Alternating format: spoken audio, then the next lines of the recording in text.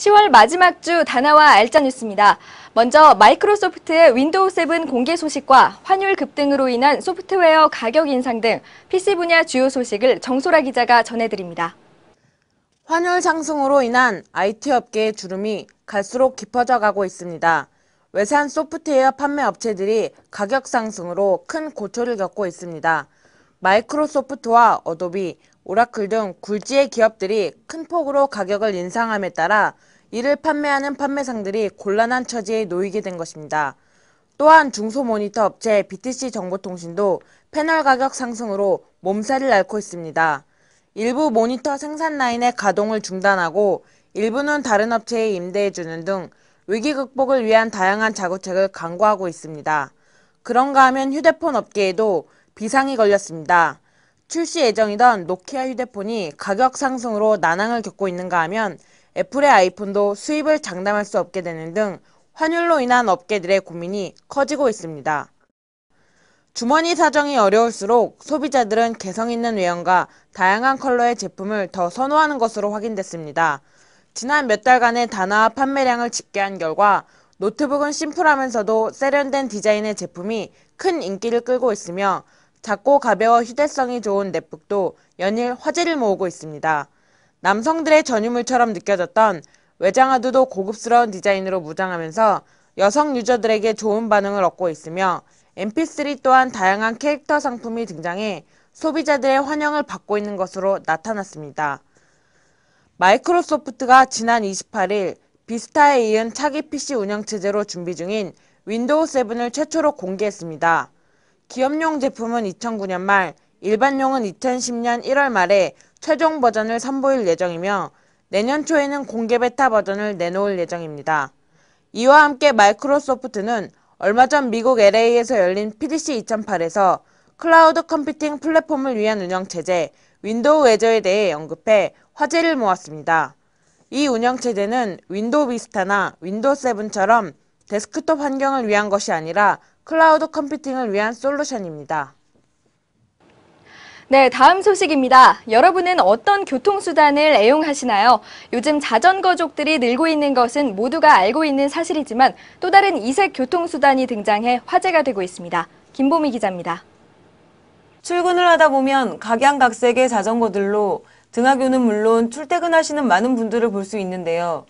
최근 거리가 멀어도 전혀 부담되지 않고 언덕이 있어도 끄덕없는 자전거가 나와서 화제가 되고 있습니다. 가볍고 클래식한 디자인이 눈에 띄는 전형적인 모페드 기종의 스쿠터입니다. 모페드란 자전거의 형태를 하고 있는 두 바퀴에 엔진이 장착되어 있는 모터사이클을 의미하는 것으로 자전거와 스쿠터 이 두 가지 모두 사용할 수 있는 일석이조의 기종입니다. 보통 4리터에서 5리터의 오일탱크 용량을 내장하고 있는 클래식 스쿠터는 리터당 대략 50km 정도 주행할 수 있습니다. 이는 출퇴근길을 20km로 가정했을 때 대략 8, 9일 동안 사용 가능한 연비이기도 합니다. 모페드뿐 아니라 비슷한 연비의 다양한 클래식 스쿠터들이 출퇴근용으로 많이 각광받고 있는데요. 기존 그 특유의 디자인으로 인기를 끌었다면 최근에는 교통비를 절약할 수 있는 점이 가장 큰 영향을 끼치는 것으로 나타났습니다. 네, 지금 기름값이 조금 내리긴 했지만 그래도 비싸잖아요.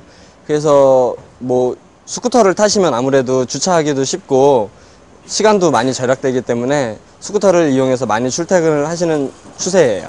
교통비 이외에도 시간을 절감할 수 있다는 점 역시 스쿠터를 이용하는 중요한 이유라고 사용자들은 전합니다. 저희 회사랑요, 집이랑 1시간 정도 소요가 돼가지고요. 이걸 타고 가면 좀 더 시간도 절약되고 기름값도 차보다 덜 나와가지고요. 많이 애용하고 있어요. 이 밖에 레저나 취미 또는 여가 활동을 위해 스쿠터를 구매하는 사용자들도 점점 늘어나고 있는 추세라고 합니다. 그렇다면 이런 스쿠터를 탈 때 가장 중요한 점은 무엇일까요? 바로 안전사고에 대한 대비입니다. 50cc 스쿠터를 운행할 때도 운전면허증 혹은 원동기 면허증을 꼭 소지해야 합니다. 또 머리를 보호해주는 헬멧과 고글, 그리고 손을 보호하기 위한 라이더 장갑도 잊어서는 안 될 필수품입니다. 고유가 시대에 다양하게 활용할 수 있는 스쿠터, 한번 이용해보시는 건 어떨까요? 이번엔 한 주 동안 어떤 소식들이 있었는지 알아보겠습니다. HP와 델, 레노버 등 세계 주요 컴퓨터 업체들이 몇 개월 내로 퀵스타트, 즉 부팅 시간을 20초 내외로 줄인 컴퓨터를 도입할 계획이라고 밝혔습니다.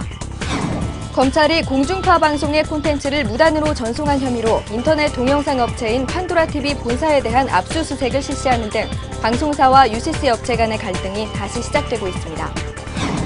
방송통신위원회는 초고속 인터넷 업체들이 가입자를 모집할 때 경품에 대해 정확한 설명을 하지 않으면 위약금을 청구할 수 없도록 하는 내용의 가이드라인을 발표하고 12월부터 지속적인 점검에 나서기로 했습니다. 지난 28일 후지츠의 노트북 PC의 액정화면 상단에서 발화 사고가 발생해 원인을 조사하고 상담 창구를 개설해둔 상태라고 일본 요미우리 신문이 보도했습니다. 연일 지속되고 있는 경기 불황 속에 디지털 TV 가격이 꾸준한 하락세를 보이고 있습니다. 이로 인해 32형 LCD TV가 높은 인기를 얻고 있고 PDP TV 가격도 3개월간 약 25%나 내려가고 있는 추세입니다. 전 세계 HD TV 판매량이 오는 2012년까지 20%의 성장세를 유지할 것으로 보입니다. 업계 관계자들은 HD 콘텐츠의 증가와 HD TV 가격 하락을 그 원인으로 보고 있습니다. 차세대 디스플레이로 주목받고 있는 AMOLED가 재료 사용량이나 폐기물 발생량, 재활용 비용 등에서 LCD보다 친환경적이라는 분석 결과가 나왔습니다.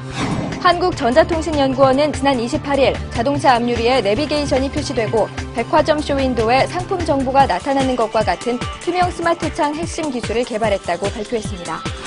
한 미디어 전문 연구소의 조사에 따르면 출퇴근길 시민들이 지하철이나 버스에서 가장 많이 이용하는 전자매체는 휴대폰과 MP3 플레이어, 그리고 DMB 순인 것으로 나타났습니다.